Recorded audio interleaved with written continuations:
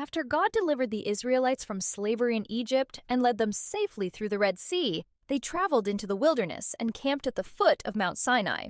The mountain trembled with thunder, lightning flashed across the sky, and a thick cloud covered its peak. The sound of a loud trumpet echoed, and the people stood in awe, knowing that God himself had descended upon the mountain. God called Moses to climb up the mountain. As Moses stood in God's presence, the Lord gave him laws. Not just rules, but commandments meant to guide his people in how to live and how to love. These were the 10 Commandments, written by the finger of God on tablets of stone. God said, "I am the Lord your God, who brought you out of Egypt." Then he gave the commandments. "You shall have no other gods before me. You shall not make idols or bow down to them. You shall not misuse the name of the Lord your God. Remember the Sabbath day and keep it holy. Honor your father and your mother. You shall not murder. You shall not commit adultery. You shall not steal.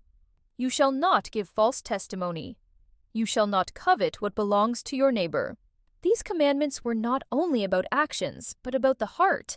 They called the people to worship God alone, to respect his name, and to treat others with honesty, faithfulness, and love. While Moses was on the mountain for 40 days and nights, the people grew impatient. Doubting and afraid, they made a golden calf and began to worship it. When Moses came down and saw their idolatry, he was filled with sorrow and anger. The tablets were broken, showing how quickly the people had broken their covenant with God.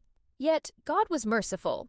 He renewed his covenant with them and again wrote the commandments on new stone tablets. These laws became the foundation of Israel's life and worship. They reminded the people that freedom was not just about leaving Egypt, it was about living rightly before God. The 10 Commandments revealed God's holiness and his desire for a people set apart. They showed that true worship begins with loving God fully and loving others faithfully. And though written on stone long ago, their message continues to echo. A life guided by God leads to freedom, justice, and peace.